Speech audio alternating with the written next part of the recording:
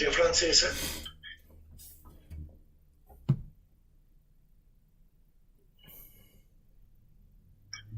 de, del DCM y la Asociación Psiquiátrica Americana. Entonces, pues hay muchas cosas, a veces hay como, llamémoslo así, como cuestiones de egos.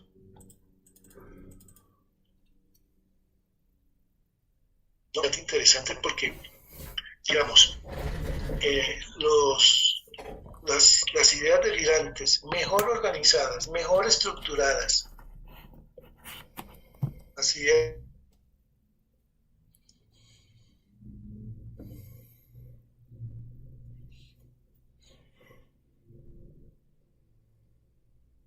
trastornos delirantes, como su nombre lo dice, que en otros libros se le conoce también como el espectro paranoide. Espectro porque es un grupo amplio de patologías, como vamos a ver ahora más tarde. Y paranoide porque pues estos son los clásicos pacientes paranoides. Y paranoides en psiquiatría no, o sea, cuando nosotros decimos paranoides, usualmente pensamos en el elemento persecutorio, ¿verdad? ¿Cierto? Pero lo paranoide involucra tres tipos de pensamientos delirantes. Uno, el persecutorio clásico que conocemos. Dos, un elemento somático, ¿sí? En la que predomina una queja de apariencia médica, ¿no? Pero que tiene una connotación delirante, psicótica.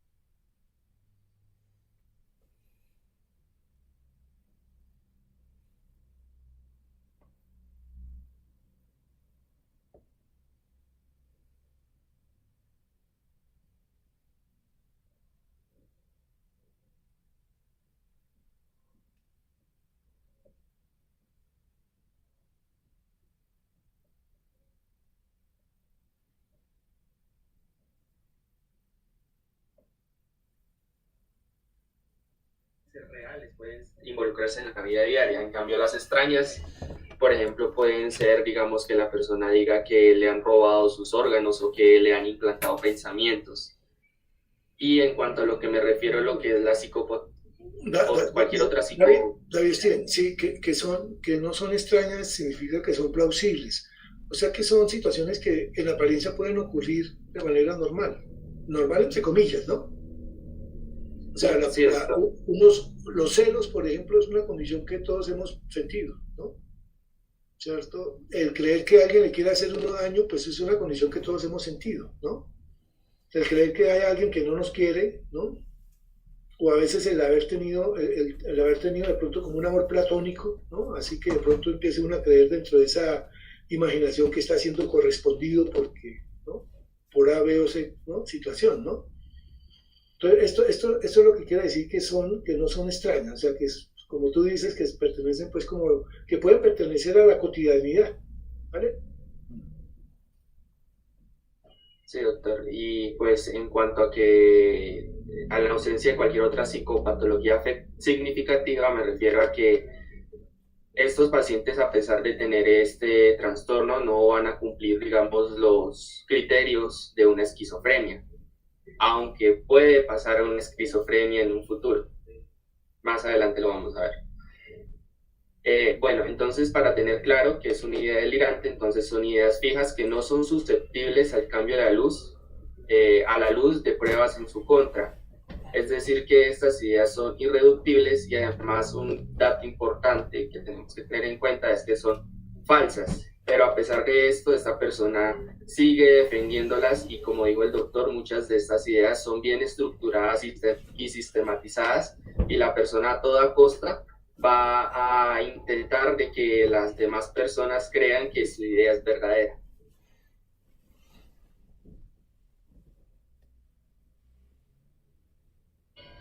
Ok, ¿ya me ven? Qué pena.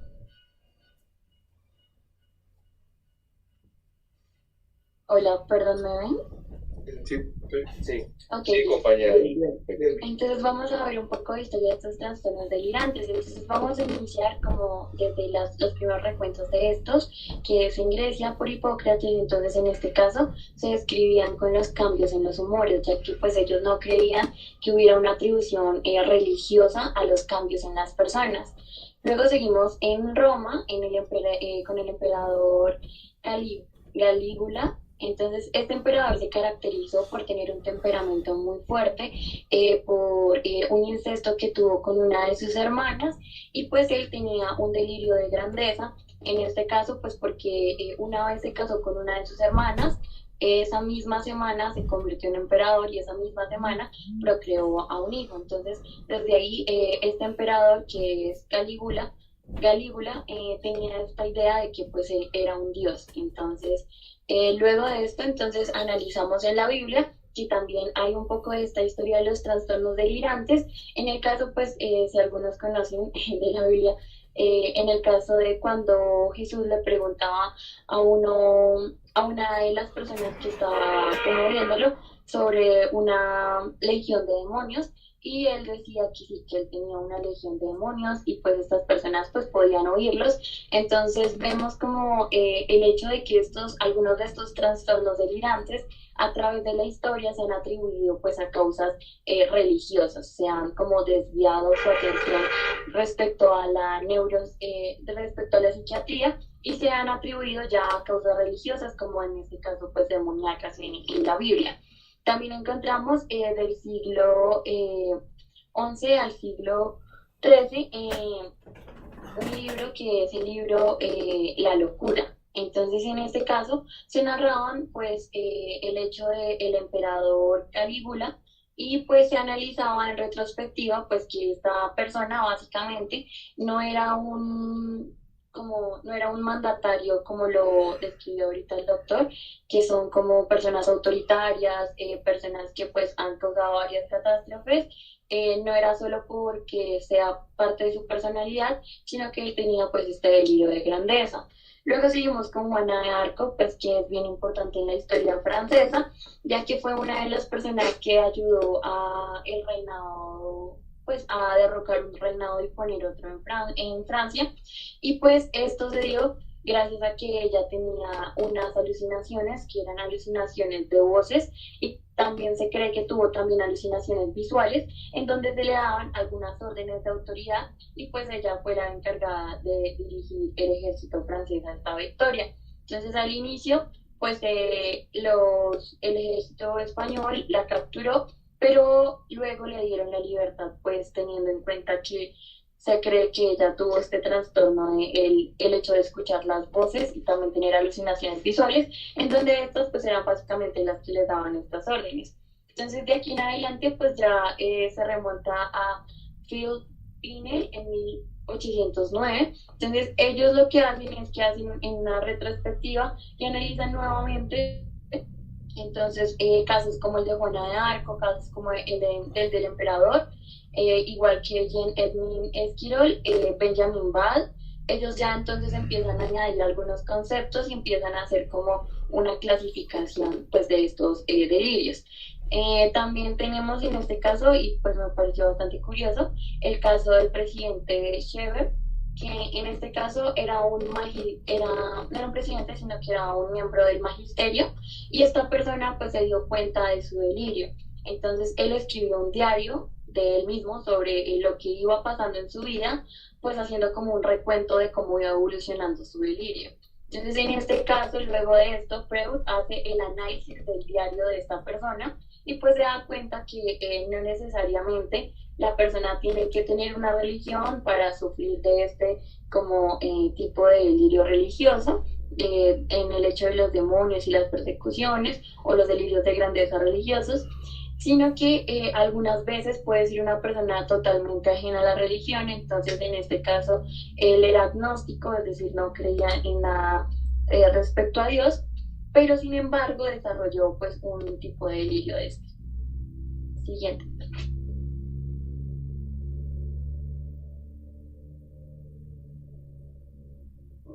Vale, vamos a continuar entonces con la epidemiología.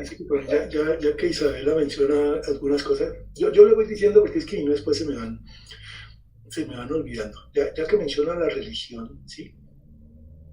Bueno, todas estas, ustedes han escuchado hablar que la gente en nuestro medio, ¿por qué se mata? ¿Sí? ¿No? Entonces dicen, la gente se mata por religión, por política o por deporte, ¿sí? Por fútbol, digamos, más específicamente, ¿cierto? Entonces uno dice, ¿por qué? ¿No? ¿Hasta dónde una afición se puede convertir en un fanatismo? ¿Sí? ¿Hasta dónde un fanatismo puede volverse como un delirio, o un delirio colectivo? ¿Sí? ¿Cierto? O sea, no hay una línea específica, ¿no? Que diga, a partir de este momento usted deja de ser creyente para ser fanático. Venimos de un país que estaba polarizado, que sigue polarizado políticamente, ¿sí? En muchas familias la religión es algo que no se puede cuestionar, ¿sí? Pero en religión, ¿qué es lo normal de ir a misa, por ejemplo, ¿no? Si son sus abuelitos, pues seguramente hasta 2 misas diarias se pegan, ¿cierto? Pero si ven al nieto o a la nieta saliendo de la iglesia un día, pues como que quedan todos como como atribulados, preocupados, como si algo terrible le puede estar sucediendo, porque como nunca va a misa, ¿no? Sí, entonces son situaciones que a veces no es fácil, ¿sí? Aquí lo que va dando criterios es que de alguna forma la funcionalidad de estas personas se va alterando, ¿no? Porque empiezan a aumentar pues como el tipo de percepción y el manejo inadecuado, que hasta donde las cosas dejan de ser inadecuadas para ser psicóticas. Bueno, ahí es donde está el reto pues de nosotros como médicos y como psiquiatras. Bueno, seguimos.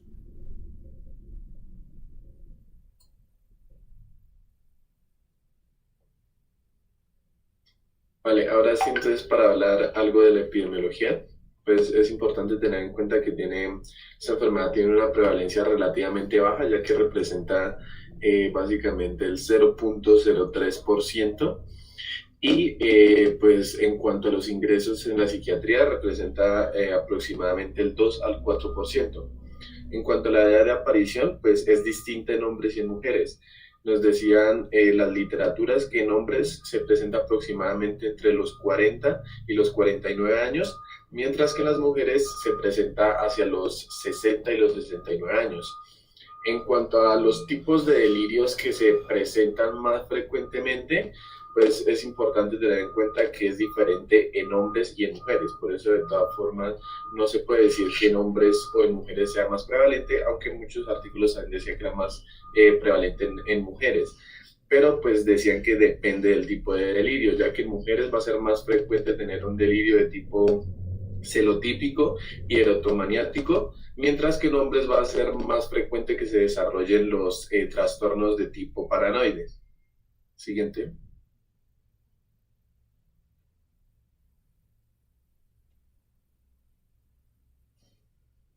Siguiente, por favor. Vale, en cuanto a la etiología, pues debido a la baja prevalencia que ya les mencionaba que tenía esta enfermedad, pues ha tenido mucha dificultad para realizar trabajos de investigación y saber a ciencia cierta la prevalencia de la etiología de esta enfermedad. Pero de igual forma nos mencionaban que es importante tener en cuenta que los individuos que tienen este trastorno delirante generalmente tienen como unos sesgos en la personalidad. Entonces nos mencionaban que van a ser personas con mucha preocupación, que van a tener creencias negativas sobre ellos mismos, van a tener una alta sensibilidad interpersonal. Generalmente son pacientes que tienen trastornos del sueño. De igual forma nos mencionaban que tienen experiencias internas anómalas y sesgos en el razonamiento. Y pues de igual forma es importante tener en cuenta que casi todos estos síntomas que van a presentar los pacientes pues se pueden ver involucrados o pueden estar dados por el consumo de drogas. Siguiente.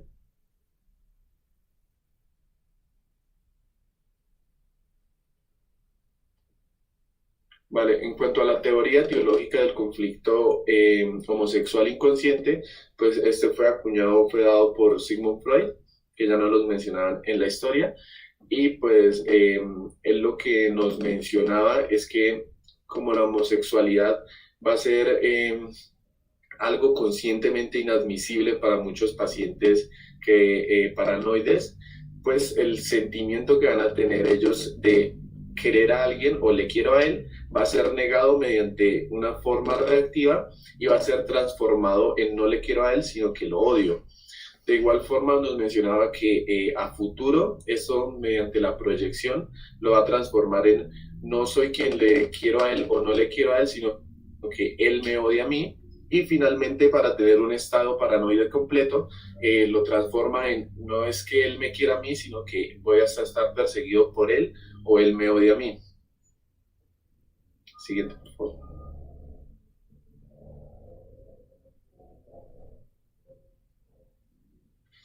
En cuanto a la clasificación... Les amplío un poquito la teoría del conflicto homosexual.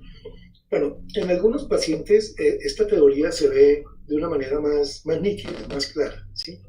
En otros pacientes no se ve, no se expresan de manera abierta, ¿sí? Entonces, es el paciente clásico, paciente que llega a la consulta y dice, en el pueblo todos murmuran y dicen que yo soy marica, ¿sí? Dice, pero tú eres homosexual. No, yo no soy homosexual. Pero todo el mundo me critica y lo afirma, ¿sí? Bueno, entonces, esta teoría lo que postula es, porque es una hipótesis, ¿sí?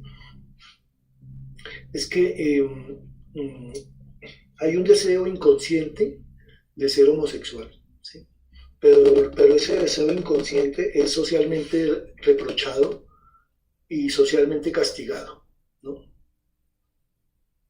Y la persona empieza a creer, ¿sí? No soy yo el que quiero ser homosexual, ¿no?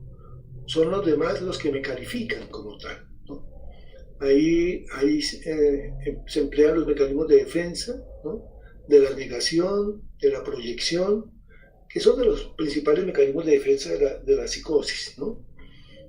Y entonces, pues, por eso, de alguna manera, psicodinámicamente, se considera que muchas personas que son homofóbicas, ojo con esto, homofóbicas, en su inconsciente desean ser homosexuales, ¿sí? En su inconsciente desean ser homosexuales, niegan, digamos, niegan sus impulsos y los expresan de una manera completamente opuesta, ¿sí? Ese es un mecanismo de defensa que se llama la formación reactiva, ¿sí? Negación, proyección y formación reactiva son los principales mecanismos de defensa que encontramos en este tipo de pacientes.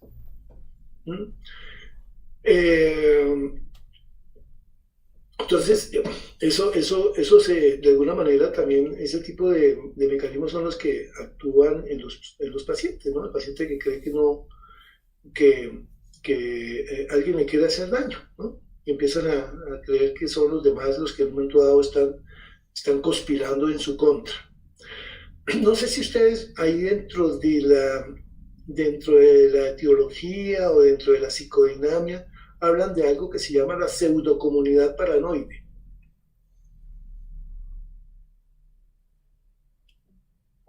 ¿No?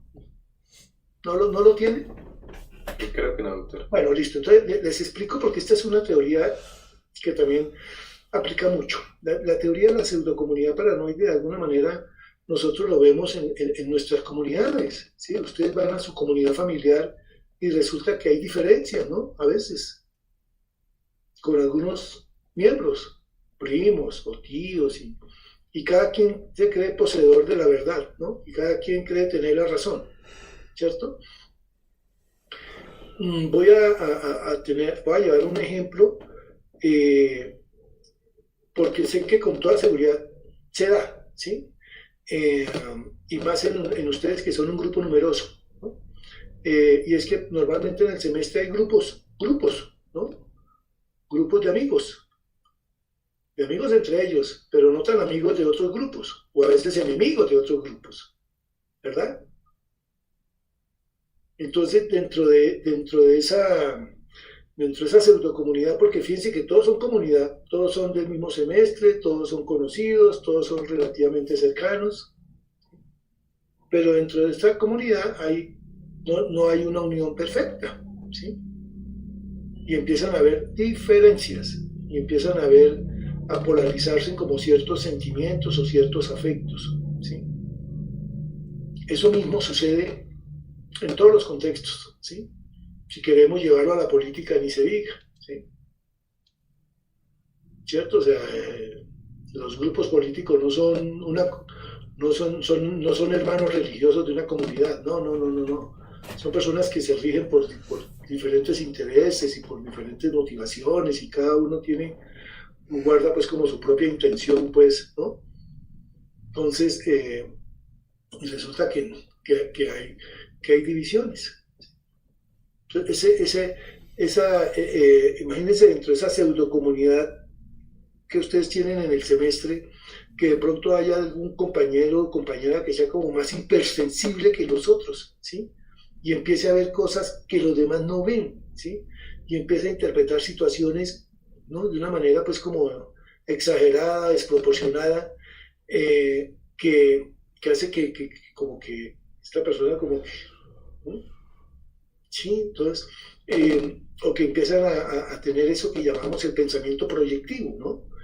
Que esas personas que todo lo malo que les pasa a ellos o todo lo que les sucede empiezan a echarle la culpa a los demás, ¿sí? Nunca aceptan responsabilidades en primera persona. Siempre es que alguien les quiere hacer, les quiere quitar, les quiere robar, les quiere dañar la imagen, etcétera, etcétera. Bueno, pues ese tipo de personas, pues son, ¿no? Yo les había sugerido a algunas compañeras que revisáramos un poco de lo que llamamos la personalidad paranoide, ¿sí? Y la personalidad paranoide, ya que tenemos la clasificación ahí de la psicosis delirante o del espectro paranoide, digamos hacia el lado izquierdo de la diapositiva, con puntos suspensivos, ¿no? En la parte superior, ¿sí? Podemos incluir la personalidad paranoide como un factor de riesgo para desarrollar un trastorno delirante. ¿Y cuál es la personalidad paranoide? Personas que son inteligentes, personas que pueden ser amenas, agradables, ¿sí? Bien presentadas, buenas conversadoras, ¿sí? Pero son personas desconfiadas, son personas querulantes, son personas narcisistas que creen que ellos son los dueños de la razón y de la verdad, ¿sí? Son personas que pueden tener muchos conocidos pero muy pocos amigos o no tienen amigos, ¿sí?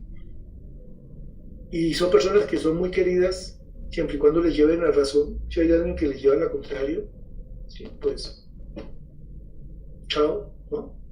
Y esto lo podemos llevar en un contexto social porque es normal que a veces en la política nuestra hayan personas así, paranoides, narcisistas, ¿no? Pero imagina esta persona con un estatus mayor, presidente, dictador. Entonces, a veces empiezan a generar situaciones complicadas, ¿no? Complicadas. De hecho, que se dice que la inmensa mayoría de muchos de nuestros dictadores, ¿no? Pues son personas que tienen estos cuadros delirantes. Delirantes que ellos no son conscientes de su delirio. Es más, muchas veces la población ni se los ve, ¿sí? Pero tienen unos elementos de grandiosidad y de persecución que siempre creen que hay enemigos infiltrados ahí en su bando, ¿no? Como hacía en su momento Stalin, ¿no? Stalin creía que en su gabinete habían infiltrados, ¿no? ¿Y qué hacía Stalin continuamente? Daba de baja, ¿sí? Su gabinete. Daba de baja era que mandaba a matar a todos sus ministros, ¿sí? Porque decía, aquí hay alguno que está infiltrado y me quiere hacer daño, ¿no? Sí, entonces esas conductas a veces de exterminio, de genocidio, muchas de estas tienen que ver pues con estas, ¿no? Como en su momento pudo haber sido Hitler, ¿no? Con la creación de una superraza y unas cosas que en su momento pues es uno, ¿no? Pero manejaba una estructura ideológica a veces tan profunda, con raíces sociales, políticas, de diferencias, de injusticias, de rivalidades, que cogía eso y se lo vendía, ¿no? Al mundo o a los países. Crear una guerra mundial. Bueno, seguimos. Vale, continuando entonces con la clasificación, pues acá vamos solamente a mencionarlas y pues ya más adelante les vamos a hablar de cada uno de ellos. Entonces tenemos las psicosis delirantes, las cuales la podemos clasificar en la psicosis paranoica crónica, la psicosis alucinatoria crónica y también los delirios fantásticos de imaginación o parafrenias. Pues de igual forma, la psicosis paranoica crónica la podemos dividir en lo que son los delirios de reivindicación, donde tenemos los trastornos querulentes, también tenemos los de invención, los apasionados idealistas, donde tenemos los delirios pasionales, y acá mismo pues vamos a tener los celotípicos y el otomaniático. También tenemos el sensitivo de relación y el delirio de interpretación. Siguiente.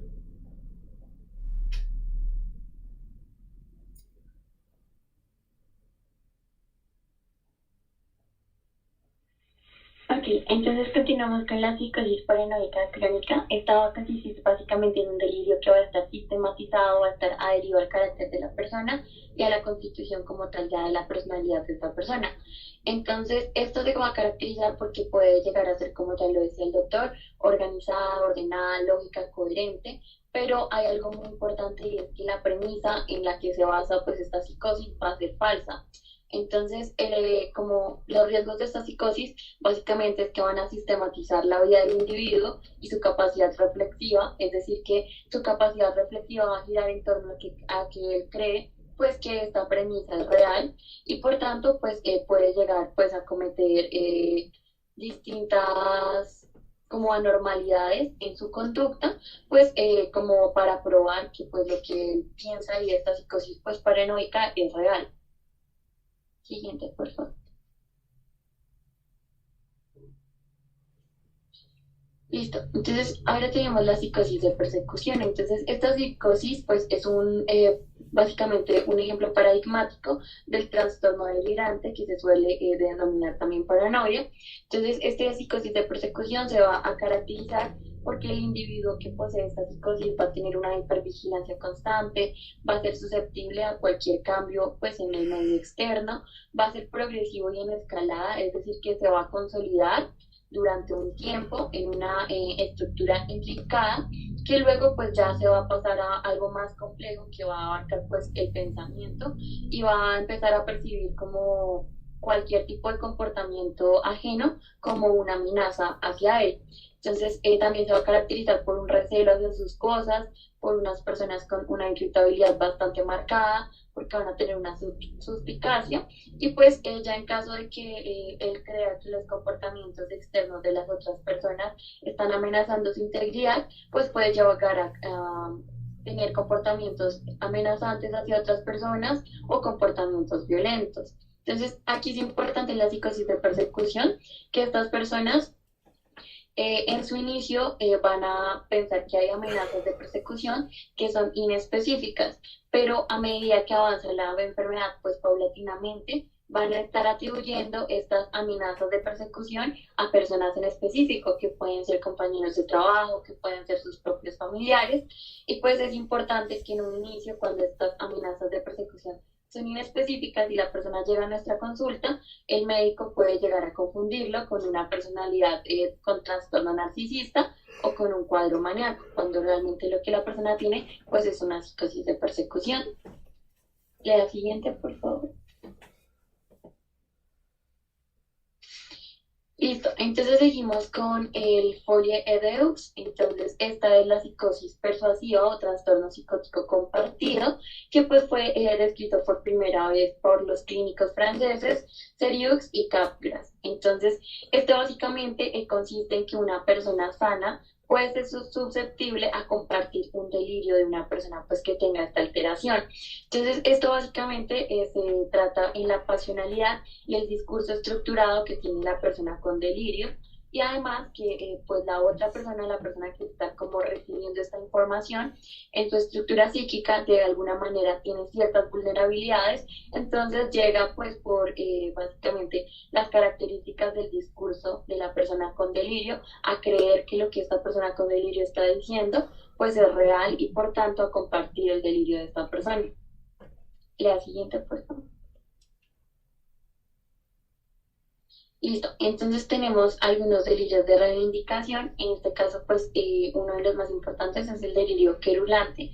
Entonces esta es cuando la persona tiene la idea de ser tratado injustamente. Entonces como tiene la idea de ser tratado injustamente, el paciente se sumerge en que tiene que hacer algo para reivindicarse, entonces tiene procesos constantes para lograr esta reivindicación con las otras personas. Entonces con frecuencia estos procesos para reivindicarse pasan por cosas que son ridículas, por cosas absurdas, el paciente puede, digamos, llegar a cometer hasta violencia, digamos, pensando pues que así de alguna manera va a saldar las cosas y que así se va a reivindicar con las personas que creen pues que hizo algo malo.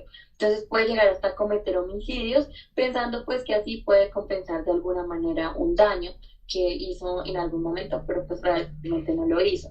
Entonces, algunas características pues, que van a permitir que identifiquemos a este tipo de personas son que van a tener una determinación para conseguir una meta en contra de cualquier adversidad. También se va a facilitar, va a tener una facilidad extrema como para ver todos los obstáculos que hayan en cualquier situación, en cualquier meta que se ponga. Y estos obstáculos que encuentre los va a tomar como si fueran una conspiración en su contra. También va a tener un espíritu de cruzada interminable, entonces en este caso puede ser por resolver alguna injusticia, entonces muchas de esas injusticias pueden ser de base real, digamos por acabar con el hambre o ideas de este tipo. Entonces también va a tener una especie de impulso que consiste en un placer mórbido por fijar una causa, es decir, con la creencia de que tiene esta idea y que esta idea pues tiene que ser como de alguna manera aceptada. Va a tener una rendición inaceptable, es decir, que pues no se va a rendir en su meta a pesar de pues todo lo que pasa y todo lo que le digan las personas externas. Va a tender a discutir en todo momento, a tener una aproximación ametralladora y a tener una suspicacia dentro de sus entrevistas. Entonces, esta aproximación ametralladora se trata pues de que el paciente básicamente cuando está contando alguno de sus problemas, satura el campo con múltiples quejas de pues múltiples aspectos de ese problema. Luego tenemos básicamente los delirios de reivindicación, también pueden ser de inventa. Entonces, en este caso, de inventiva, entonces en este caso la idea es que el paciente cree que hizo un invento trascendental para el mundo y que por tanto pues es muy importante y va a cambiar de cierta manera la historia de la humanidad. Entonces, por tanto, pues cree que alguna persona externa, pues puede intentar robar este invento que para él dice que es tan trascendental y pues imagina complots en su contra. Entonces estas personas todo el tiempo están alertas, tienen un monopolio del uso, tienen una prioridad pues de su autoría de este invento y pues esto puede llegar a escalar, digamos, pensando que primero simplemente son sus compañeros de trabajo, sus amigos quienes quieren robarse su invento, hasta pensar que son organizaciones gubernamentales que quieren robar su invento. Siguiente, por favor.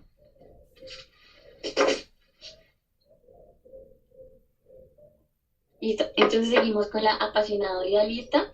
Entonces, esta básicamente consiste en que el paciente tiene una sobrevaloración de un concepto, idea o pensamiento. Entonces, él cree que este concepto, idea o pensamiento que tiene es lo suficientemente trascendente para subvertir, es decir, para cambiar el orden social que en este momento pues está en el mundo o que es imperante al momento histórico en el que se encuentra el paciente. Entonces aquí la actitud va a ser una actitud intensa, va a ser una actitud agresiva y va a tener pues un activismo constante que puede ser pues de muchos caracteres, puede ser místico, filantrópico, puede ser pacifista, pero pues va a creer que este pensamiento de idea que acaba de construir o que tiene en su mente va a cambiar de cierta manera el orden social normal con el que cursa el mundo. Tenemos también la paranoia profesional, entonces en este caso hay una desproporción en el grado de exigencia de las cualidades personales de esta persona y tiene un grado de superioridad a la condición económica que deriva su ejercicio. Entonces él cree pues que necesita tener, o sea, como que la profesión que ejerce en este momento es mucho más relevante.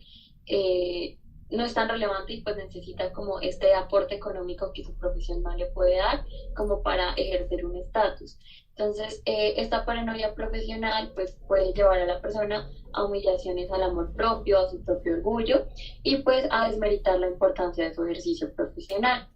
Luego tenemos las paranoias de aislamiento, que pues estas aparecen en personas pues que son por un tiempo separadas del medio social, por ejemplo en zonas desérticas, en pareros, en personas aisladas de una gran ciudad, que se les dificulta la comunicación Por ejemplo, también se puede dar en el caso de los militares o los patrulleros que residen pues en regiones alejadas pues de este medio de interacción social, o también puede ser por una deficiencia física, como en el caso de las personas sordas, quienes pueden desarrollar un tipo de paranoia pues que consiste en una desconfianza o en una convicción pues de que su sordera básicamente es una oportunidad para que las otras personas se aprovechen de ellos. Entonces, esta sería la paranoia de aislamiento. Siguiente, por favor.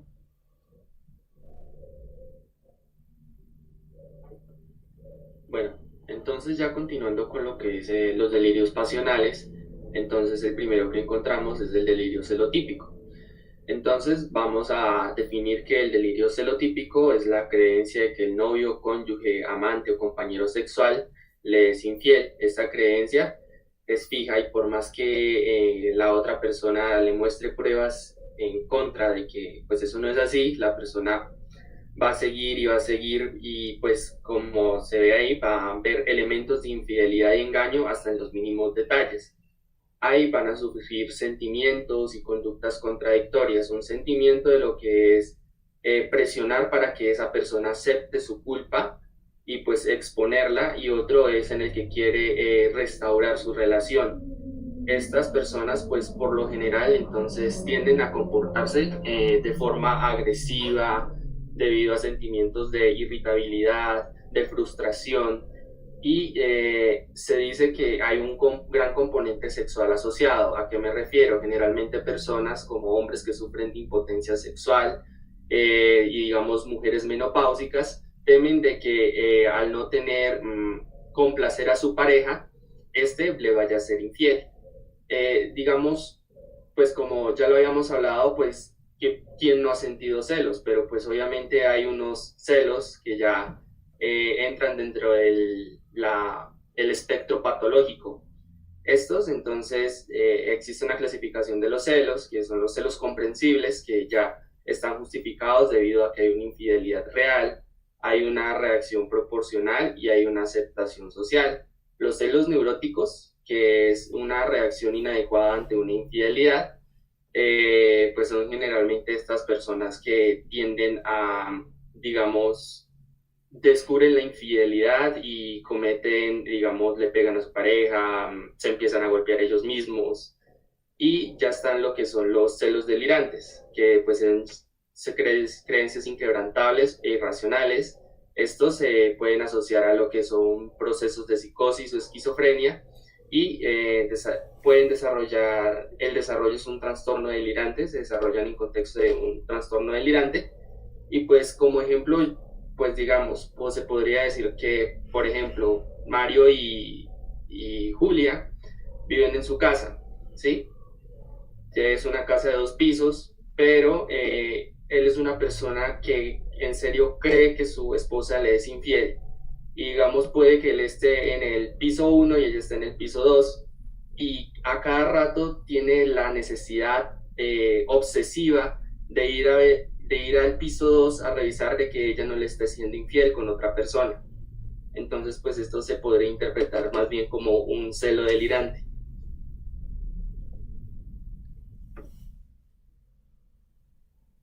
Bueno, entonces continuamos con el erotomaníaco o el síndrome de Clerambault, que es una ilusión delirante de ser amado por una persona de mayor prestancia o importancia social, pero a la que apenas conoces o nunca han tenido contacto. Esto me refiero, digamos, son personas que, digamos, por ejemplo, ven a un famoso en la televisión y creen que ese famoso está enamorado de ellos y que ellos tienen una relación secreta. Por lo tanto, ellos tienden a interpretar cualquier gesto, ademán o cualquier cosa que haga ese famoso en la televisión como una forma de comunicarse con él. Y los pacientes lo interpretan de que esa es su forma de comunicarse porque su relación no puede ser explícita y que es secreta. Estos pacientes, pues digamos, a pesar de que nunca hayan tenido contacto con ellos, ellos creen que mantienen una relación.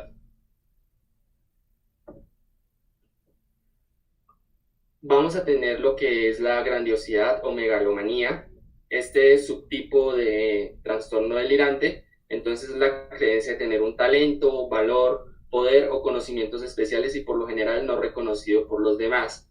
Es, digamos, las personas que creen que tienen poderes, algunas personas que creen que tienen poderes sobrenaturales otorgados por una entidad poderosa, mística, que les ha sido conferido un mensaje divino que solamente ellos lo pueden transmitir.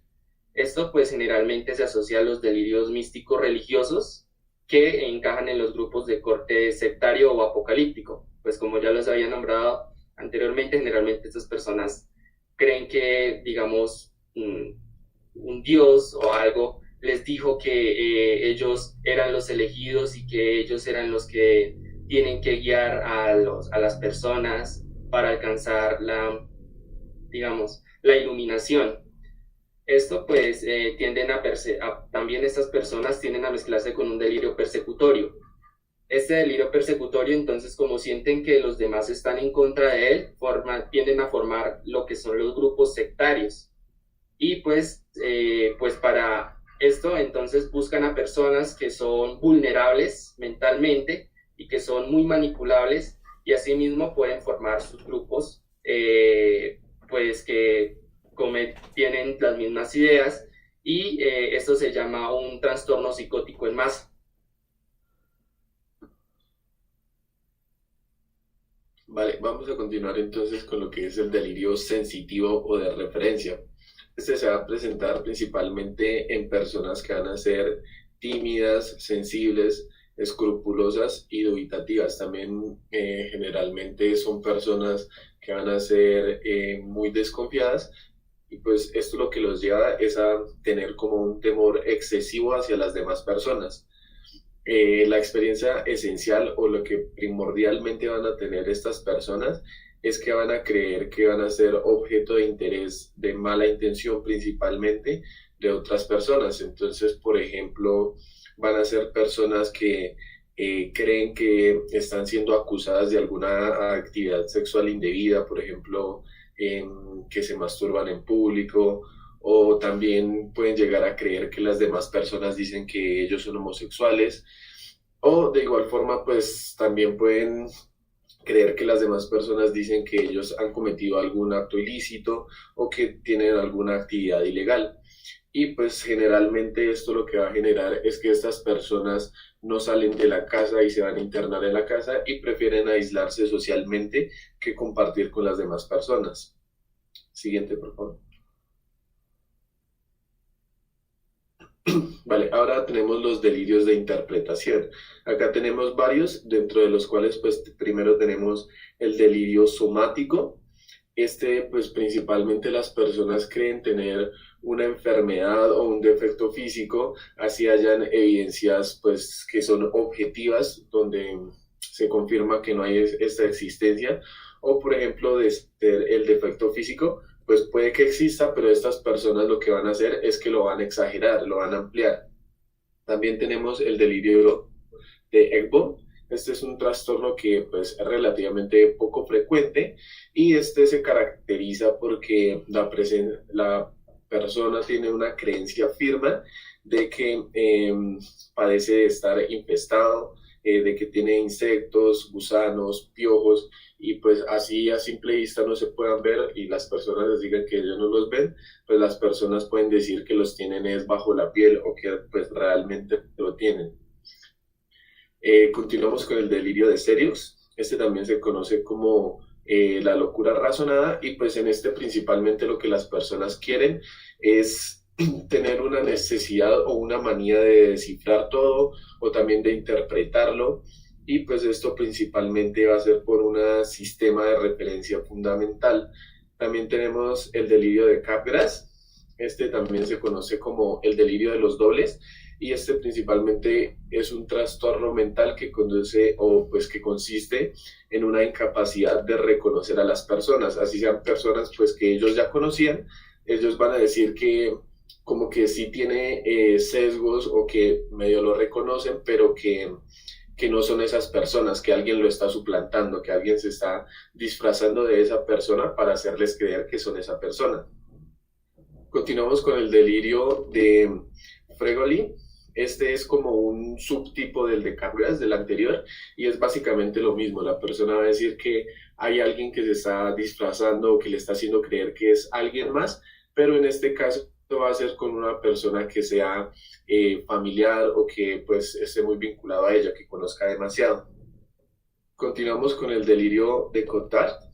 Este también es conocido como el delirio de negación y en este la persona dice que él está muerto. Entonces, así lo contrario, él dice que no, que sus órganos ya dejaron de funcionar o que no tiene nervios o que ya no tiene sangre en su cuerpo ni cerebro. Entonces él empieza a decir que está muerto o que ya sus órganos se están pudriendo por dentro. Pues este es importante porque se presenta principalmente en depresiones graves o en enfermedades mentales, pero que también generalmente ya son muy graves. Y tenemos finalmente el síndrome de Diógenes. Este trastorno principalmente lo que afecta es el comportamiento de la persona. Entonces estas son personas que van a tener un abandono personal y social. De igual forma van a preferir estar aislados y en cuanto a su hogar, pues son personas que generalmente acumulan muchas cosas que son pues basura. Siguiente, por favor. Bueno, ahora continuamos con la psicosis alucinatoria clínica. Entonces, este es un trastorno de tipo paranoide, de tipo persecutorio, en el cual el aspecto fundamental está basado pues en que la persona presenta un síndrome de automatismo mental, en donde pues incluye componentes ideoverbales, sensoriales, sensitivos y demás, además psicomotores. Entonces, el sujeto va a afirmar enfáticamente y dogmáticamente que su delirio está basado en sensopercepciones reales, cuando la persona que lo observa pues se da cuenta que esto no tiene objeto y que realmente son alucinaciones. Entonces, en el periodo del estado puede presentar 3 tipos de automatismos. El primero es el ideoverbal, en donde pues tiene voces localizadas en el espacio que pueden ser interiores o pueden ser transmisiones de pensamientos. Y pues estas van a ser de carácter amenazante o pueden ser de carácter vulgar. También en la parte de las percepciones pueden ser sensoriales y sensitivas. En este caso pues va a sentir cosas falsas, sensaciones falsas, que afectan a cualquiera pues de los órganos de los sentidos. El psicomotor entonces va a ser son impresiones semésticas de los órganos de las articulaciones verbal, de la musculatura facial, de la musculatura del cuello o de los miembros. La siguiente, por favor. Ahora vamos a seguir con un gran grupo que también son los delirios fantásticos o también llamados parafrenias. Entonces, estos básicamente se van a caracterizar porque el delirio es fantástico, tiene una gran riqueza imaginativa que se acompaña de una superposición de este con el mundo real, pero sin embargo, la persona pues que tiene este delirio fantástico puede tener una adaptación intacta pues al medio en el que está. Se puede acompañar pues por ejemplo, un pensamiento paralógico, que en este caso pues van a tomar la fantasía sin preocuparse de su verosimilitud lógica. Es decir, que estas personas van a perder esta capacidad de autocrítica respecto a este pensamiento y pues van a creer que esta fantasía es real. Entonces este va a ser un pensamiento paralógico. La fabulación que tienen estas personas pues va a estar fuera del alcance del entendimiento de una persona externa, y el espacio y el tiempo van a ser adaptados, van a ser versátiles pues al tipo de fantasía pues que se esté recreando en su mente. También pueden presentar megalomanía, que en este caso es el predominio de la fabulación sobre el componente alucinatorio. Entonces, la integridad paradójica de la adaptación en el caso de los pacientes que tienen megalomanía es que ellos pueden tener una capacidad intelectual, una actividad laboral normal, un comportamiento social normal, pero aún así hay este predominio de la fabulación en su pensamiento. Siguiente, por favor.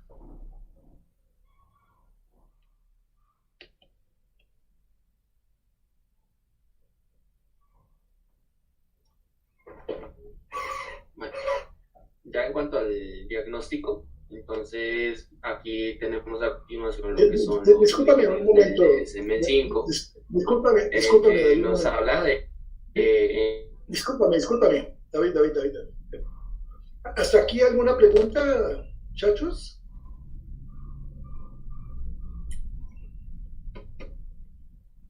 No, señor. Bueno, yo les comento, muchas de estas cosas pues son cosas que pueden hacer de un contexto normal de vida, ¿cierto? ¿Quién de ustedes no se ha sentido sí,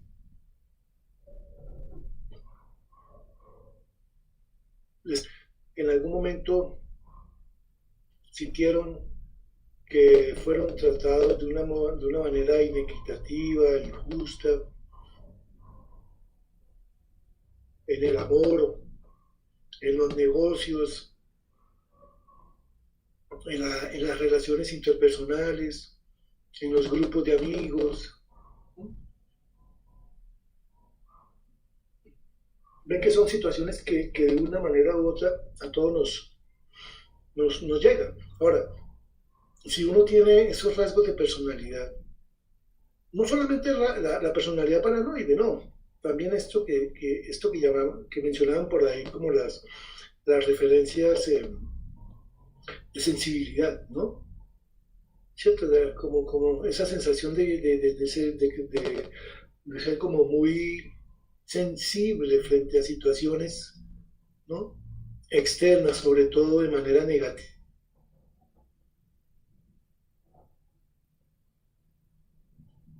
Por A, B o C razón, ¿no? Se sienten excluidos o ignorados ¿no? En cierta manera maltratados por compañeros, por la sociedad, por la familia. Entonces, cuando se tiene esos rasgos acentuados de personalidad, de sensibilidad, de carácter, pues seguramente que uno tiene más riesgo de tener esto. Aquí hay algo que no se mencionó o que sentí que de pronto no se hizo una mención suficiente y tiene que ver con ciertas situaciones a veces de limitaciones sensoriales también, ¿sí? Si yo no veo bien, si yo no escucho bien, de pronto eso puede favorecer a que yo malinterprete situaciones que suceden a mi alrededor, ¿verdad? Si alguien echa un chiste en clase, en la clase de ustedes, y todos se ríen menos el compañero que es un poquito sordo, ¿sí? ¿El qué va a creer?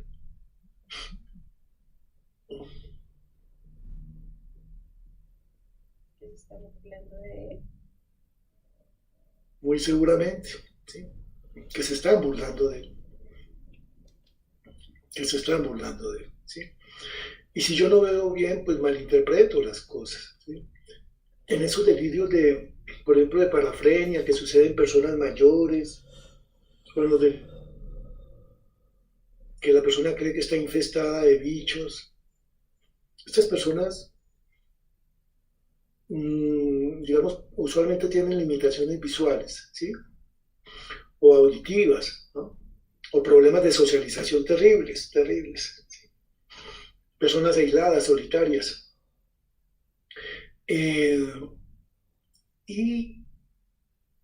Recuerdo pues alguna paciente que tenía la creencia de que estaba invadida de bichos, ¿sí?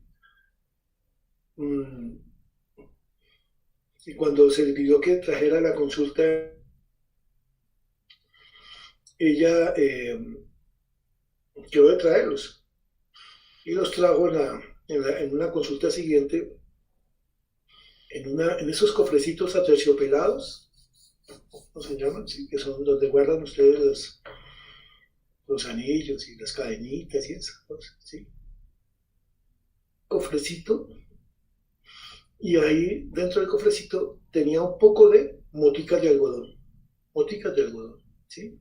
De las que no salen normalmente en la ropa, ¿sí? Esos eran los cadáveres de los bichos que ya...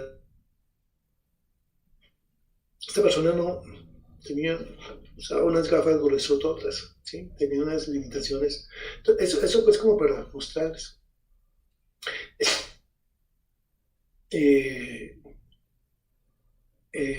Recuerdo dentro de la parafrenia hay un tipo de alucinaciones que son las que se describen más en ese tipo de de patología, la parafrenia está entre los delirios delirantes y la esquizofrenia. Está ahí como en el límite.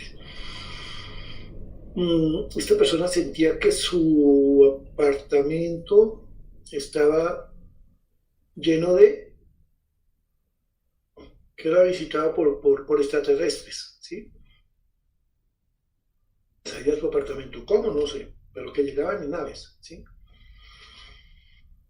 Y esta persona tenía el tipo de alucinaciones que se llaman son las alucinaciones liliputienses. De pronto ustedes la habrán escuchado por ahí, leyendo semiología. Las liliputienses, que son alucinaciones visuales muy vividas, muy con destellos, así como casi que con juegos artificiales y esas cosas, ¿no? Entonces esta persona sentía que su apartamento estaba lleno de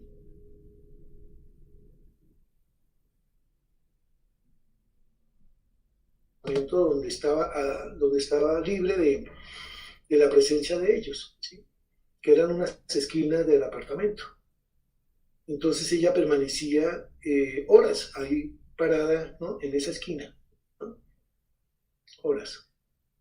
Cuando tenía que moverse, porque tenía que ir a comer o tenía que ir al baño, etc. Entonces ella se ponía se armaba de paraguas, pues se ponía unas tapas de calderos, de ollas ahí en la cabeza, ¿sí? Y se iba corriendo, ¿no? Y hacia a su esquina, ¿no? Que era pues como el búnker donde ella se sentía blindada, ¿no? Entonces esto pues para que vean, ¿no? En los pacientes inmigrantes, a veces los cuadros delirantes son bastante frecuentes, sobre todo los delirios de persecución, ¿sí? Y más en estas épocas de xenofobia, ¿no? Sobre todo cuando se pasa de un país, digamos, menos avanzado a un país mucho más industrializado, ¿no? ¿Cierto? Eso es como si de pronto uno amaneciera en un país bien lejano, ¿sí? Por ejemplo en China o en Japón o en Estados Unidos, ¿sí? Donde no se domina el idioma, las costumbres, la alimentación, donde no logra uno comunicarse con las personas, ¿sí? Y entonces estas personas se sienten tan desoladas que en un momento dado empiezan a creer que la gente quiere hacerles daño. Pues imagínense uno sin entender nada, viendo, ¿no? Chinos hablar chinos entre ellos, ¿sí? Pues es una situación que uno dice, ¿de qué estarán hablando? ¿No? ¿Ahora qué me irán a hacer o qué me van a...? ¿no? Entonces, por eso los trastornos delirantes, especialmente de tipo persecutorio, en los inmigrantes es bastante alto. Y no es en los países industrializados los aporten los inmigrantes, ¿no? ¿Cierto? Sobre todo esa población casi que a veces rayando en la marginalidad que no logra pues como tener las destrezas adaptativas para poder enfrentar una situación de problemas de socialización, muchachos, ¿sí? De pronto en los problemas de socialización nacen muchísimas patologías, ¿sí? Si yo tengo dificultades de interacción social, si soy aislado, solitario, introvertido, ¿no? Porque una cosa, yo tengo un pensamiento X, yo lo saco a la luz pública, ¿cierto? Lo saco a la luz pública, ¿no? Y en ese escrutinio de la luz pública, mi pensamiento X puede estar sometido a cambios, a variaciones, ¿sí? ¿Cierto? Entonces, si yo en mi pensamiento interior digo que Millonarios es el mejor equipo del mundo, ¿sí? Y lo empiezo a decir afuera y resulta que empiezo a recibir apoyos, críticas, palizas, ¿sí? Burlas. Entonces yo de pronto empiezo a decir, oh, pues a lo mejor no es así, ¿no? ¿Cierto? A lo mejor no es así, ¿no? Pero ¿qué pasa si yo tengo un pensamiento X no lo someto pues como a esa retroalimentación que es lo que hacemos todos nosotros, todos los días, ¿sí? Como cuando uno dice a alguien, esta persona me cae mal, ¿no? Y se lo digo a los amigos, y los amigos, algunos me dicen, sí, sí, sí, tiene razón, otros dicen, no, no, no, no, esa persona es amable, es querida, ¿sí? Es buena gente, ¿no?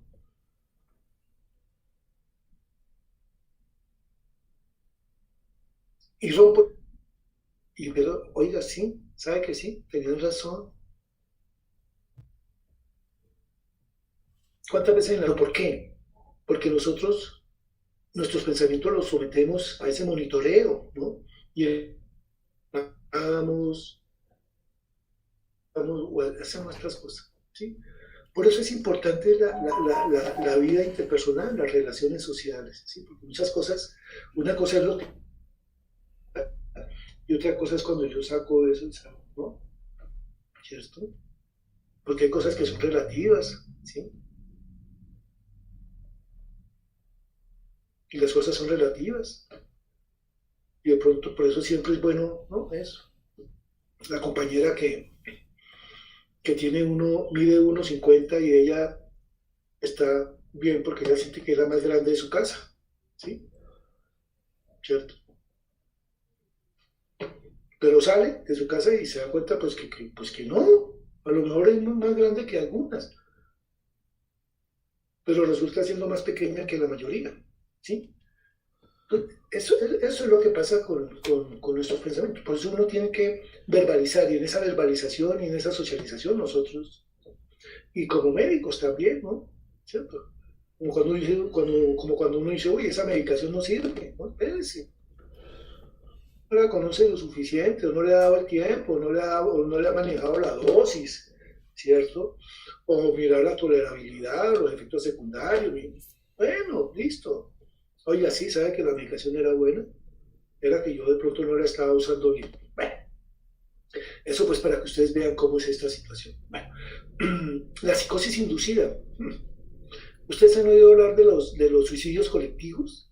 Suicidios en fanatismo, en grupos de fanatismo religiosos, en el que hay un líder espiritual que es el que gobierna la mente de todos, ¿no? Y lo que diga el líder es, ¿no? Es mandamiento, nadie puede objetar. ¿Se han escuchado esas historias? Suicidios colectivos, como los de Guyana, Jim Jones, bueno, etcétera, etcétera, etcétera, ¿no? Sí, entonces uno dice,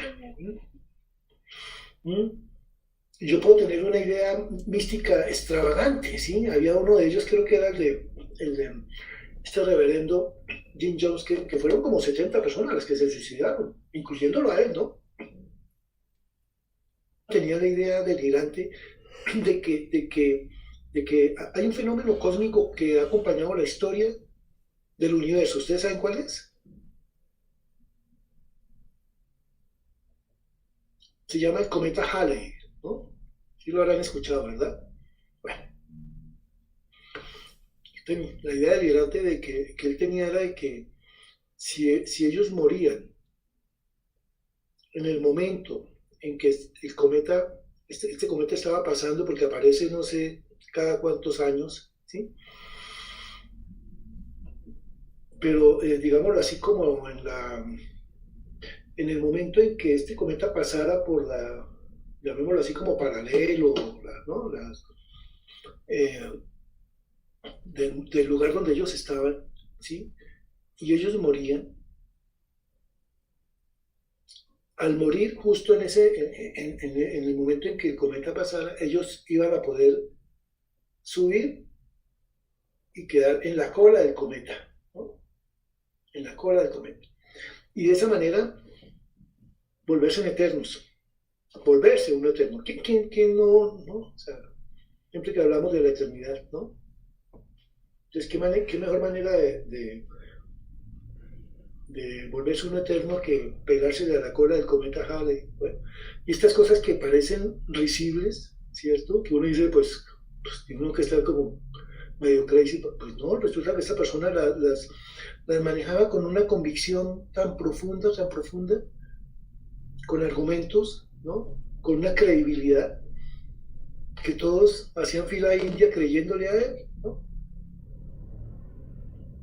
Y así a veces somos nosotros, en la política, en el deporte, en la religión, ¿no? A veces no es fácil, ¿no? Porque como les decía hace un momento, uno no puede establecer una línea imaginaria, ¿sí? Los delirios, erotomanía, la psicosis inducida también nosotros la vemos, en las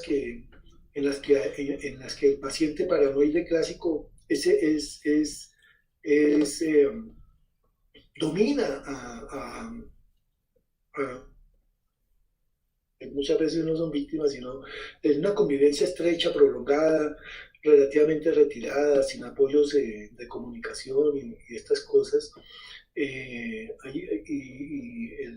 Digamos, el receptor, hay dos, el activo, el emisor, que es el paranoide, y el receptor, que es el que vive con él, ¿no?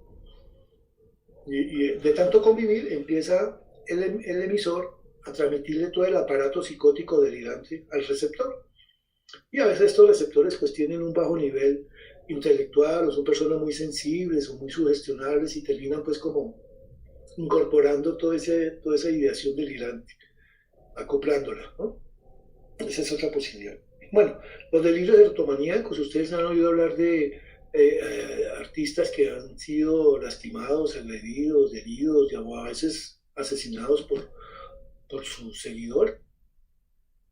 Es unas interpretaciones de amor que no eran reales, ¿no? Que no eran, pero como decían por ahí, como no, esto tiene que manejarse clandestinamente, entonces tan clandestinamente que los únicos que sabemos somos tú, que eres famosa, y yo, que, ¿no? Soy un pobre mortal, pues, ¿no? Y eso ya sucede, ¿no? Sucede. Y ahora con este tema de las redes y esto, pues, bueno, eso es un problema complicadísimo, ¿no? Aunque uno puede tener un delirio erotomaníaco con una compañera, ¿por qué no? ¿Sí?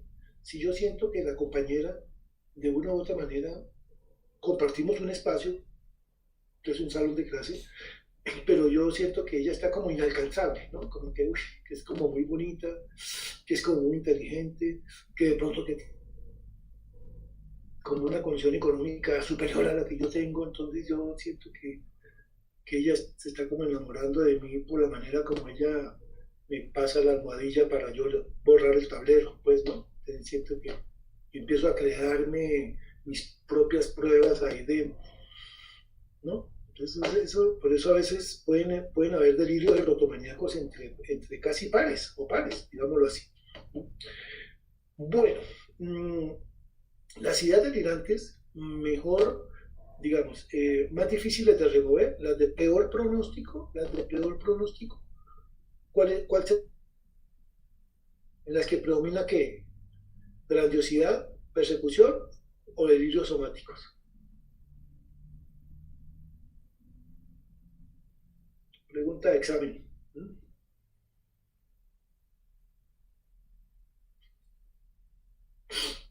Las de grandiosidad.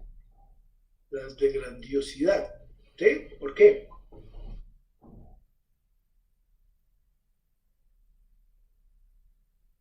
Sí, son las de grandiosidad.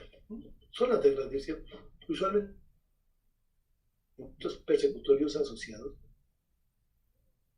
Pero el pronóstico, imagínate pues uno con todos estos personajes que yo les he mencionado, o que mencionaba la historia, o que yo les he mencionado, pues, ¿qué es de estos? Ellos no van a querer, ¿no? Una característica de los delirios, de los trastornos delirantes, es que las personas son muy sintónicas con su pensamiento. O sea, no lo ven como algo extraño, lo ven como algo normal. No van a buscar ayuda, ni tratamiento, ni van a aceptar medicación, ¿no? Los de mejor pronóstico, ¿cuál sería? ¿No? Los persecutorios, ¿sí? Eso tienden a mejorar. Y los somáticos, el somático que no se habló mucho, pero que yo les está en el medio, ¿no? El somático lo hay de tres tipos.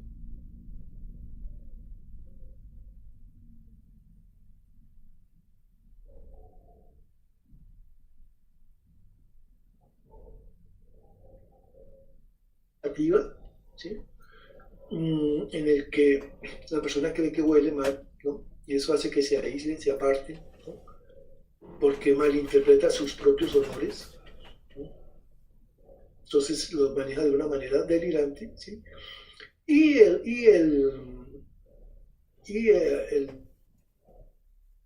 que cree tener una apariencia física que causa rechazo o desagrado en los demás. Y esta apariencia hace que esta persona se aísle, se retira.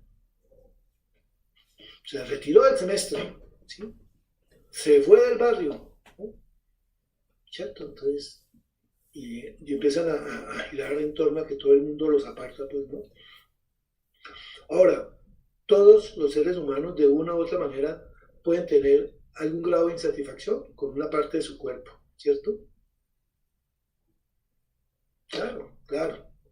Y eso es lo que les da de comer a los cirujanos plásticos, ¿sí? ¿Cierto? Entonces, y como todos tenemos, o sea, ¿quién no quisiera, pues, ¿no? Las niñas, los compañeros, porque a veces la vanidad es mayor en los hombres que, ¿no? Pero pues, pero el tener un defecto que yo quisiera, que, ¿no? Eso no me impide llevar una vida, eso no me impide ir a la universidad, eso no me impide tener novia o novio, eso no me impide, pues, ¿no? Sí, entonces eso no me impide llevar una vida normal.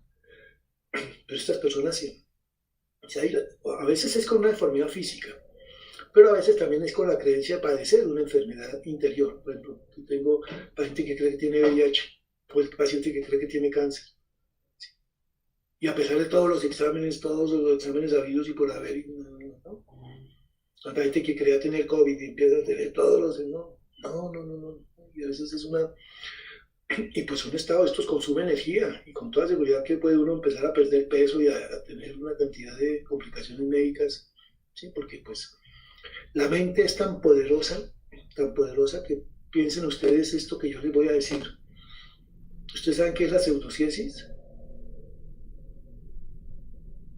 Señor. ¿Qué es? ¿La quedó? ¿La qué? Pseudociesis. Doctor, si no estoy mal es cuando las personas tienen delirio de estar embarazadas, ¿no? Es el embarazo psicológico. La mente es tan poderosa, muchachos, que puede crear embarazos psicológicos. Con todos los cambios habidos, ¿sí? Pigmentación de la línea alba, crecimiento del útero, ¿sí? Galactorrea, ¿sí? Todos los cambios, ¿sí? Hasta trabajo de parto, ¿sí? Contracciones, háganme el favor, ¿sí?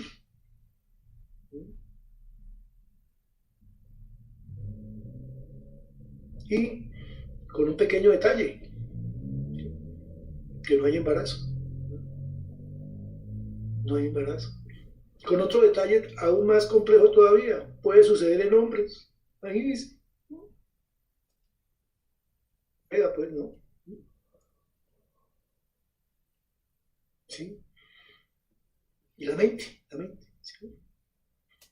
Yo tengo un colega, amigo, ¿sí? Que está demandado porque a las 3 de la mañana le llegó una materna en trabajo de parto. Y a esa hora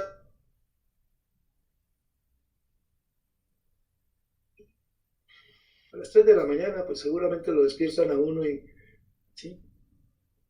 Fetocardia positiva normal. Pasa la materna a trabajo de parto. Oh, sorpresa. No había, ¿no? No había bebé, ¿no? Imagínense ¿no? Ahora la mamá dice que, pues, que le robaron el bebé, ¿no? Cuando nunca hubo, ¿no?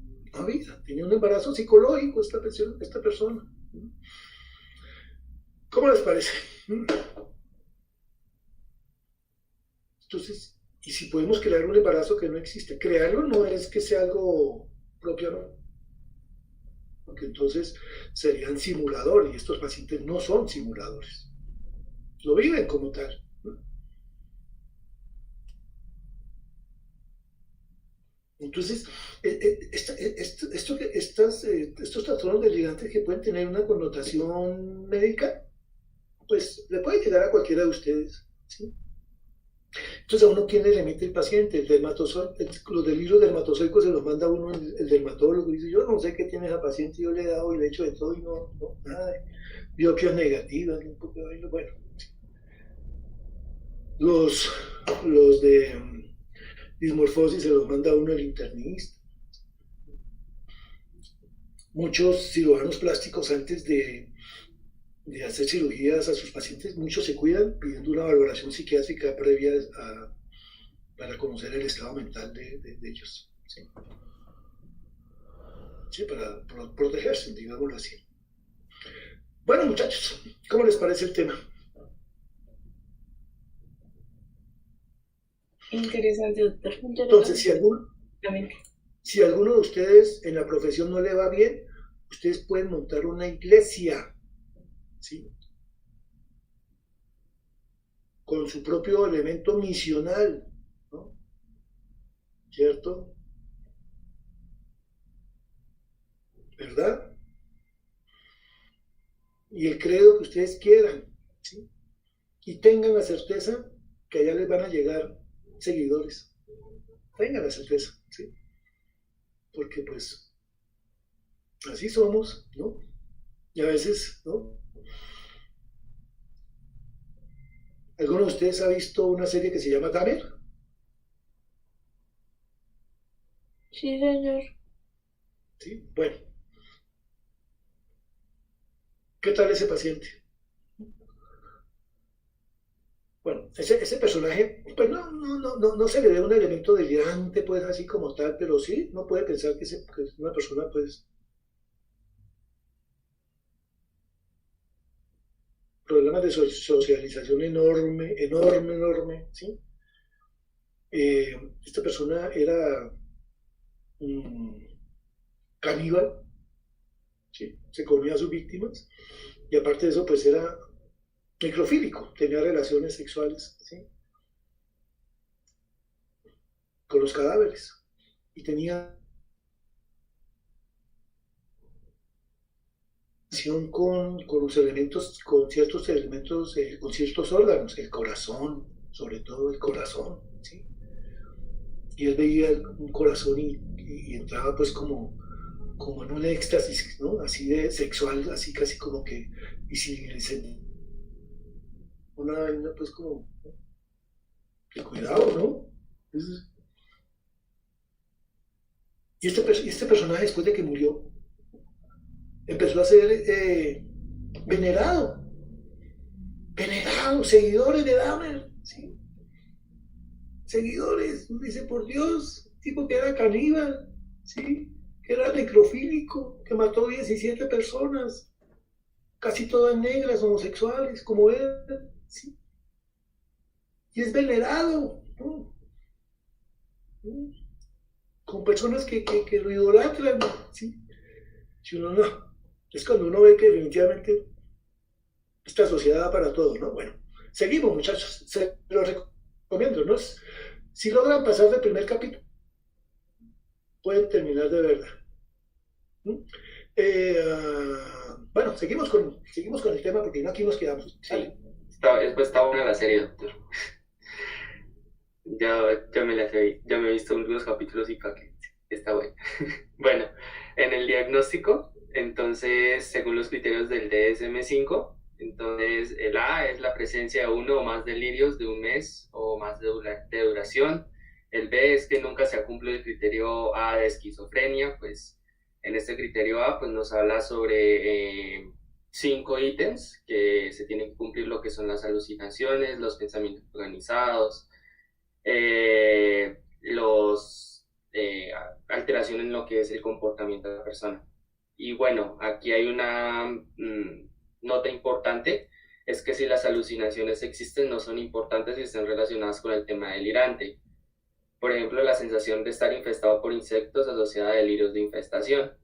El C es, aparte del impacto de los delirios o sus ramificaciones, el funcionamiento no está alterado y el comportamiento no es manifiestamente extravagante o extraño.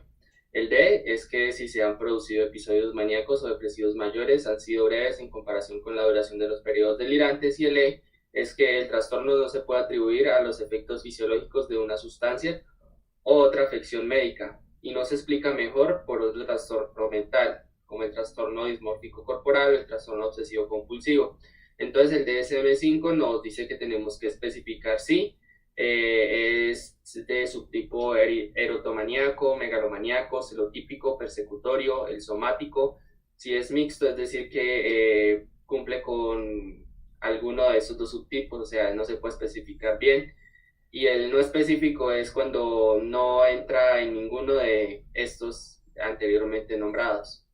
También, pues también hay que especificar pues si la idea es extravagante, pues como ya lo había dicho pues anteriormente, generalmente son asociados a cosas de la vida cotidiana y no a cosas inverosímiles, como por ejemplo que yo diga, es que alguien me está robando mis pensamientos o es que alguien me está quitando mis órganos, sino que pues son más cosas como típicas, como los celos.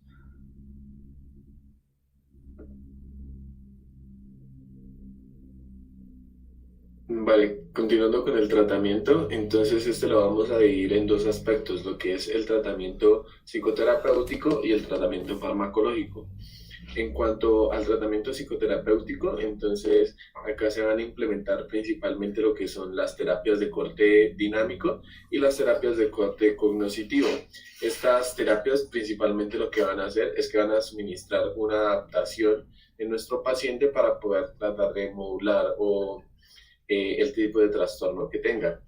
De igual forma se puede implementar una terapia familiar, ya que pues las personas que principalmente van a sufrir del paciente que tiene el delirio, pues van a ser sus familias, lo que va a generar pues tensiones, conflictos familiares, por lo que pues va a ser importante tener un abordaje en el sistema familiar. En cuanto al tratamiento farmacológico, pues la literatura nos decía que los fármacos no van a ser muy efectivos en lo que son los delirios que ya están propiamente constituidos, pero de igual forma se pueden utilizar antipsicóticos para el mantenimiento de los pacientes y pues para disminuir también lo que es la ansiedad, la impulsividad, la agresividad o pues los distintos síntomas que vaya a tener nuestro paciente. Siguiente.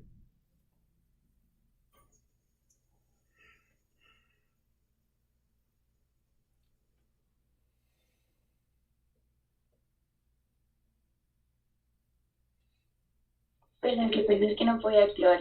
Listo, entonces ahora vamos en cuanto al pronóstico. Entonces aquí decimos hacer una tabla que el doctor nos explicó en uno de los turnos.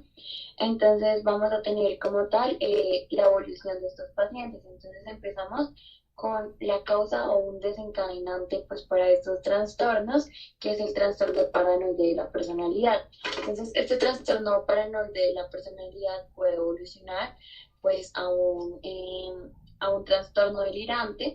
Este trastorno delirante, pues si no es tratado a tiempo o si no hay un tratamiento efectivo, va a tener un trastorno delirante crónico y pues en caso de algunas predisposiciones genéticas o algunos pacientes con mala evolución pueden llegar a evolucionar a una esquizofrenia. La siguiente, por favor. Y pues esta fue la bibliografía que usamos, que es la psiquiatría clínica de Gómez Restrepo, y también usamos este artículo en francés para la parte de la historia. Y ya. Eso sería todo, y pues ya tenemos el Kahoot.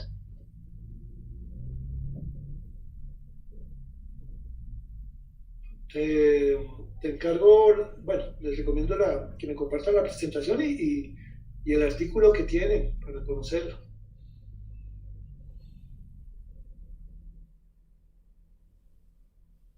Bueno, doctor. Vale. Listo, ¿proyectamos el Kahoot ya? Sí. O no sé si hayan preguntas primero.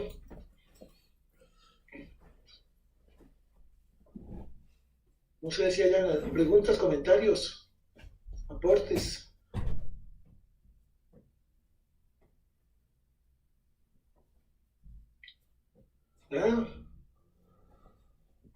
Doctor, buenos días.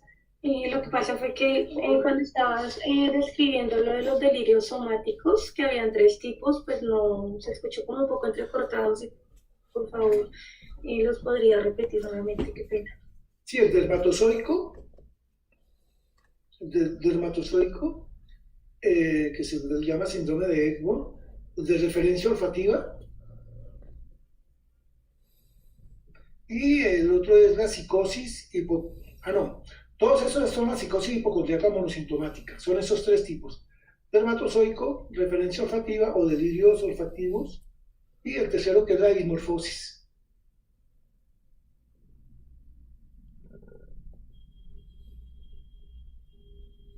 Gracias, doctor. Vale, ¿no? Con gusto.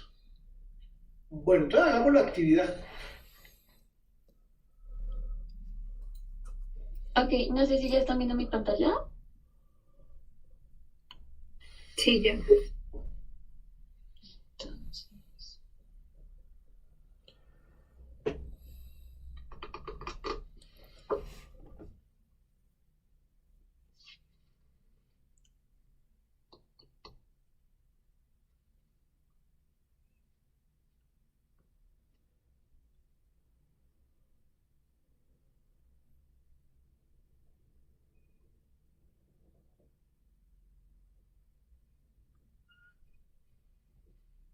listo, entonces ese es el PIN, ingresan al Kahoot y pues ponen el PIN y ponen su nombre y los estamos esperando.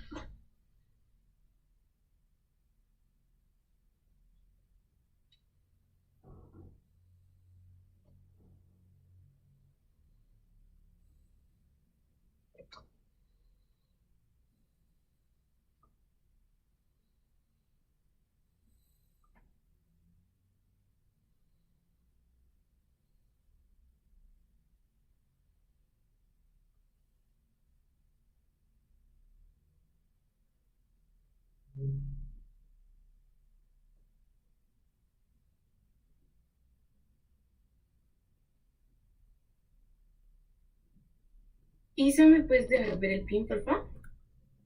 Sí, lo que pasa es que creo que ya se cansó el límite de jugadores porque pues no tenemos Kahoot Premium porque si no tocaría pagar. Entonces vamos a desarrollarlo con las personas que entraron y el resto pues para que vean las retroalimentaciones de la respuesta.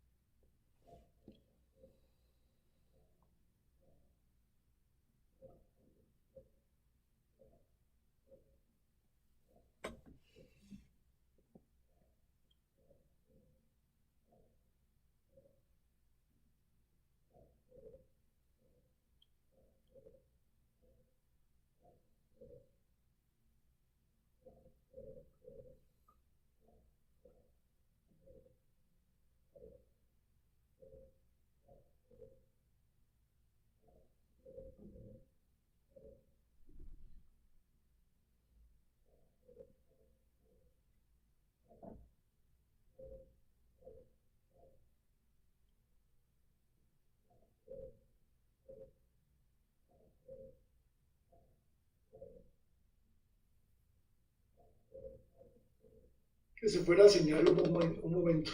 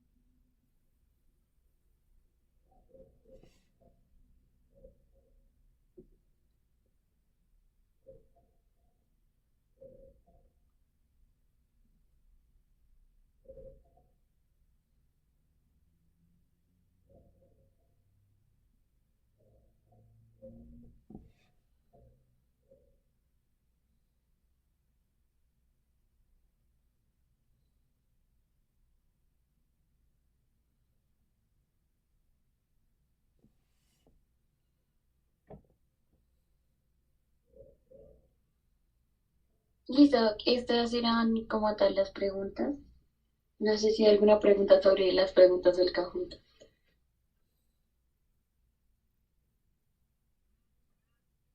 Bueno, ¿cómo les fue?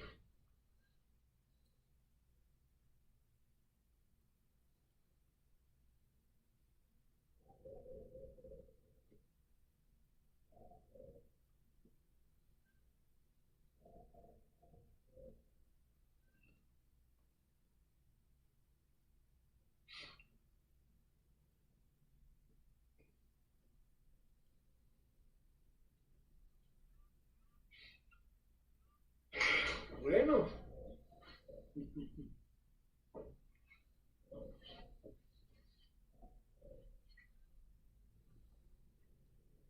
eh, que haya sido de interés de todos, vuelvo y les recomiendo para que ustedes revisen, repasen, ¿sí? No crean todo lo que uno les dice o lo que yo les digo.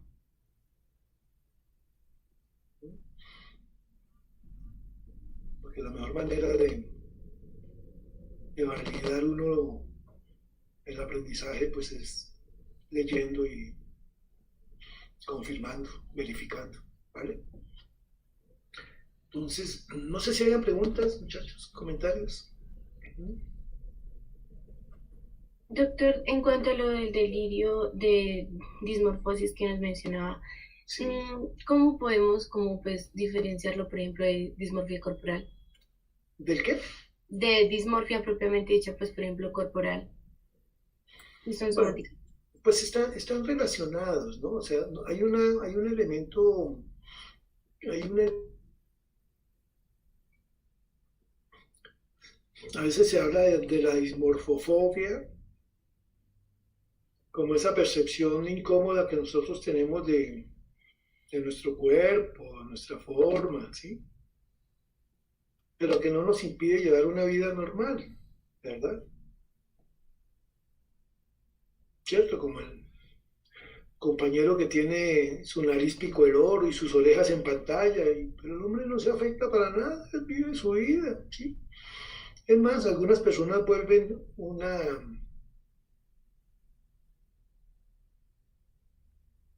¿cierto?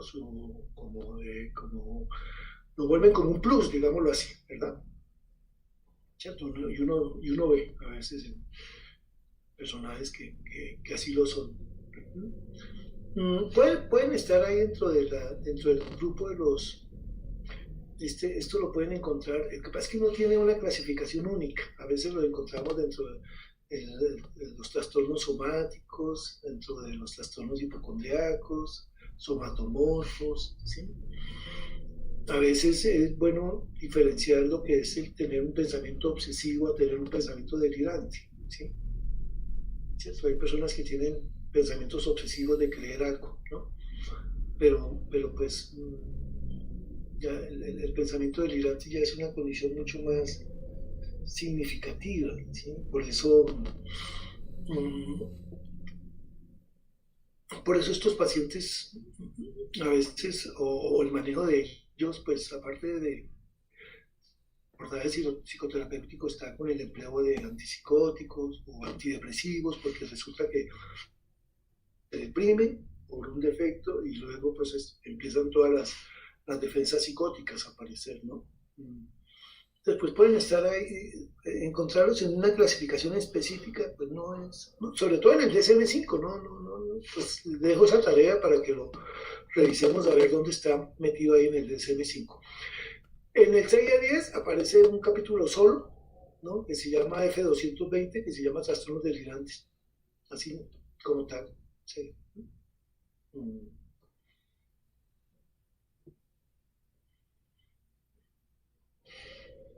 ¿Alguna otra pregunta?